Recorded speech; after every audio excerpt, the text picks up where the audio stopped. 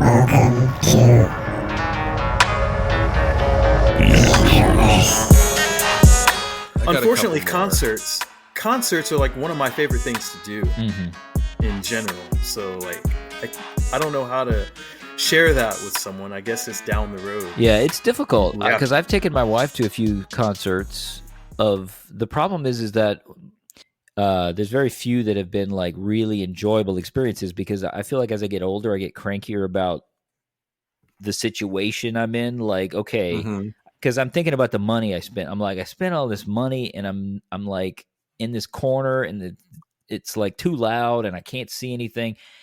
And it feels kind of like it's just not it's not fun anymore. Like, whereas when I was younger, I'd be like, oh, let me try to get to the front of the stage and, like, you know, be a part of the action. And now that I'm older, I'm like, I want to stay back and just kind of let things, happen. So I actually prefer stadium shows or theater shows now, where you're sitting and you can see everything. Everybody can see everything.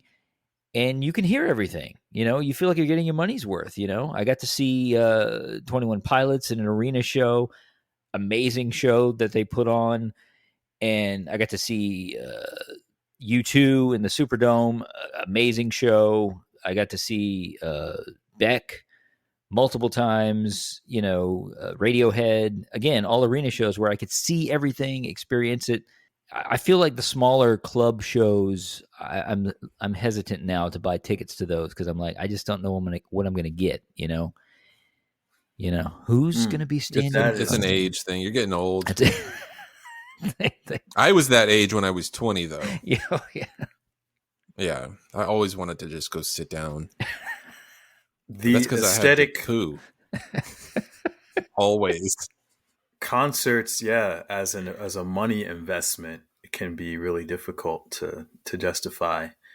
But lately I'm doing stand-up comedians. I've been doing, because I find those are you're definitely sitting down, and they're either funny or they're not. If they're funny and I think they're funny, then I'm laughing, and then my wife is laughing, and we're laughing together, and it's a great experience. We've enjoyed it. So it's always funnier live too. Yes, for some it reason, is. Right? Yeah, you can see you could have seen the whole that performance on Netflix already, and then go see it live, and it's hilarious. Yeah. No, I disagree. Listen. Well, first of all, let me say this about concerts. I went and saw 21 Pilots in the arena show, and it was really great, right? But I was so far back, I'm mostly watching the screen. Yeah. Okay. And I try to peek at the stage so I can be there. And like, okay, I can see them right there. But if I want to really see what's happening, I'm watching the screens. Yeah. So contrast that to I can sit on this couch with my projector here and my really great sound bar. I can get a huge screen experience sitting at my house. Great sound, great bass, great everything. Yeah. I can feel it. And I prefer to do it that way if I'm just going to be looking at a screen anyway. That's fair. That's kind of how I feel about it. That makes sense. I saw Incubus a few months ago in an amphitheater, and that sounded great. It looked great, but there's no equivalent. I've seen a bunch of their live DVDs, but seeing them live was different than those DVDs because the set list was different. Right. I've seen them live as well. They're really good. I think my last was the Black Keys, and it was an amphitheater, and it was fantastic. Oh, but really I was in the middle of disagreeing with you. So stand-up comedians, the best way to experience it is on Netflix. And I have to say that it depends on where you see them. If you see like a stadium show, I saw Chris Tucker at the Municipal Auditorium. Nice. And I wished that I had just seen it on Netflix, because I just the Netflix special, he's not working out any jokes. These are all the best ones that they've already worked out and the best crowd work they could get on camera, and it's already curated, and I get the best of it. Well, it also depends where at in their performance with that particular stand-up act. You know, if they're just starting it out, then they're working out a lot of kinks. Yeah. You know, if they're on the back end of it, they're smooth, Mm-hmm. you know. Yeah. I understand what you're saying, I've seen, Greg. I understand. And I watch stand-up shows all the time. It's way cheaper for one, but I've been to a handful of stand-up shows live that are really there's something about being in a room with hundreds, sometimes thousands of people, and you're all laughing. Yeah. There's like it's like going to when you go to a movie theater and watch a comedy and everybody is laughing together. I don't know. That's kind of cool. It's also you're doing something. Yeah. You'll all get the joke, mm-hmm. and you're doing something joyful together. Yeah. You know, it's magic there. Same with music. Yes. Yeah. So I agree with that. When that happens, then you can't recreate that. Right. But the problem is, what if you don't all get the joke? Then you're just all laughing because you're laughing together. Yeah. You know, if your sense of humor is different than everyone's, then you're just like, well, why? That wasn't funny. Why are y'all laughing? And then you feel alienated. But usually, like the bigger comedians, the popular comedians, the people going know the comedy. Right. If you're going to just an open mic, then that's absolutely that's totally different. Yeah, open mic where you don't know what you're going to get. But if you're going to an established comedian and me and my wife went to see Dave Attell in Baton Rouge. He was fantastic. Yeah. You know what jokes he's going to tell. Yeah, you know his rhythm, his cadence. Exactly. You know, we saw Bill Burr in New Orleans again. Great show. You know, and so I don't know it. But that's going to be funny no matter where you watch it. That's true. Like, so I guess you're going for the experience of seeing it with everyone. Right. Well, I would argue, right. I would argue it's way cooler or easier, I should say, to pop in a live, album of a favorite artist and just listen to that, with your eyes closed. You can picture being there. You can hear all the crowd noise and, but it's still cooler to be there live and see them perform. And, it's also like you two are more music guys than I am, right? You're talking about these bands, you went to see them live and it was awesome because you saw them live. Comedy is more my thing, like if I get the chance to go see Seinfeld, I'm going to see him. Yeah. Because he's like my Michael Jordan, it's, and it's going to be the jokes. You're going to know what kind of jokes he's telling. Yeah. And I could watch it on Netflix and it's going to be the same, but it's that experience that I saw him live. What about the shoelaces? Yeah.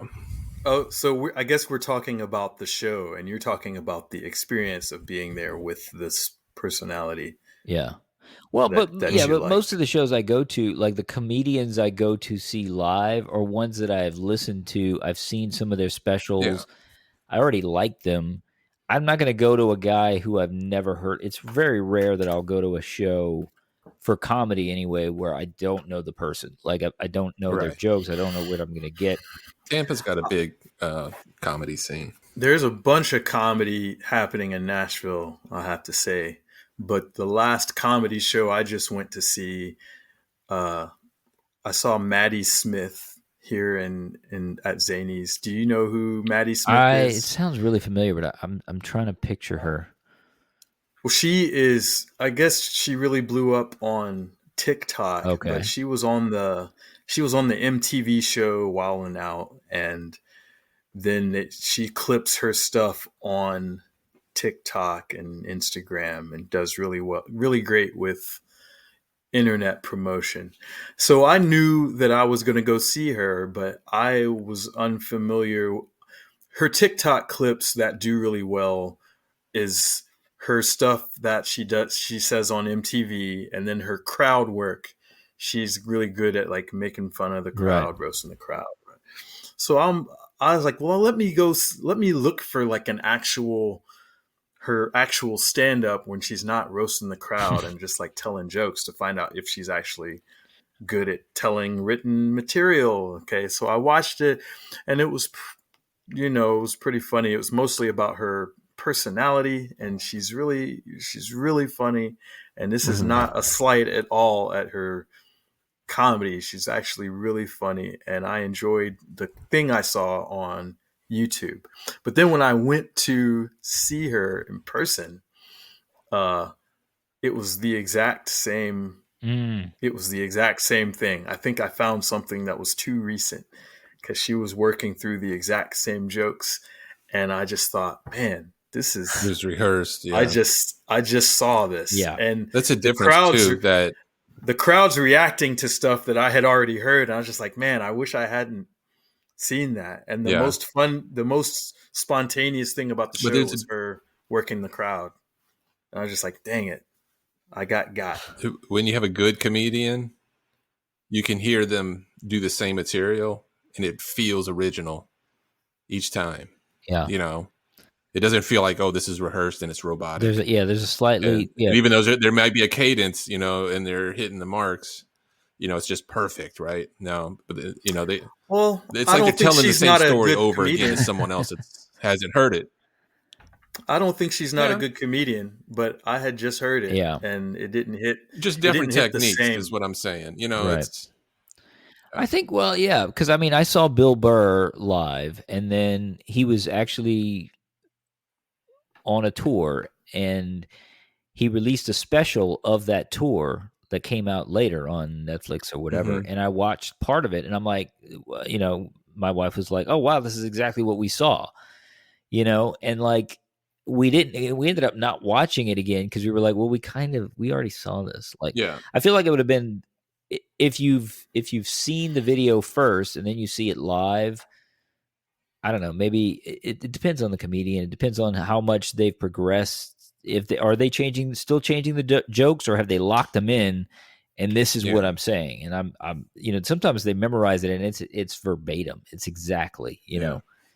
It's kind of astounding how it's hard too. Like your job is to be funny. You're not. I don't care if you're the best comedian. You're not always in the mood to be funny. You know. You're not always happy. You're not always joyful. You're not. Some comedians are better when they're angry. Well, a lot of them have really difficult lives, and that's why they're comedians. You know, and to be on the spot to project this specific emotion night after night after night. That's hard, man. Yeah. So, if they memorize, you know, if they're going to spit it out verbatim. Right. Well, it's a performance. Is their job to be funny, or is their job to tell funny jokes? Because that's a distinction that is probably a easier. Difference. So, because Jim Carrey is funny physically, Jerry Seinfeld tells funny jokes. Yeah, and it's crazy when if you watch either of their stand-ups, how different you can be personality-wise, physically, but you're still eliciting a laugh from an audience. Maybe not everybody, but you know, Jim Carrey is like a rubber band man on stage. And Jerry Seinfeld literally stands there and barely moves his arms. You know, like he'll do occasional physical stuff every once in a while, but for the most part, not a physical comedian at all. Right. I guess, you know, taking it back to music, I saw Mute Math play probably over 100 times. I don't know how many times. And every time I saw them, it was like the best show I'd ever seen. Right. Right. But on a certain tour, they do the same stuff. Whereas before I was on the road with them, every time I was like, oh, how are they doing this? It's just so spontaneous. It's so just improvisational. Right. It's so like every show is just magical moment. And then I realized, oh, they do this in every city, every night. And every night it's like, this is the best thing ever. Yeah. And it was just down to a science. Yeah. Just like, wow, you know, there's something to it. There's a professionalism to bringing this same energy level, experience to every show. It's crazy. It's not like you're just recording it and then like a movie where, we made the movie and we can just play it as many times as we want and everybody can enjoy it. Yeah. It's like, no, you're physically having to have the energy to perform and do what you're doing night after night. And like Think about if we each week we got in this podcast and had the same discussion, word for word. We each know our part. You know? Yeah. Well, we'd get better at it. Yeah. That's not fun. We would get better at it. We get better at it for sure. That's not fun though. But I think where I would have fun. The reward comes from the audience, right? I'd have fun getting better, and then eventually we just have like the best conversation. It's like perfect. I would feel accomplished. Yeah. And we finally record it, and then we have the pilot, and we put it. There's out. no pauses. Like everybody just fills in all the gaps. Like no one's speaking over each other. Which we're doing really well tonight, by the way. Nobody's speaking over anybody.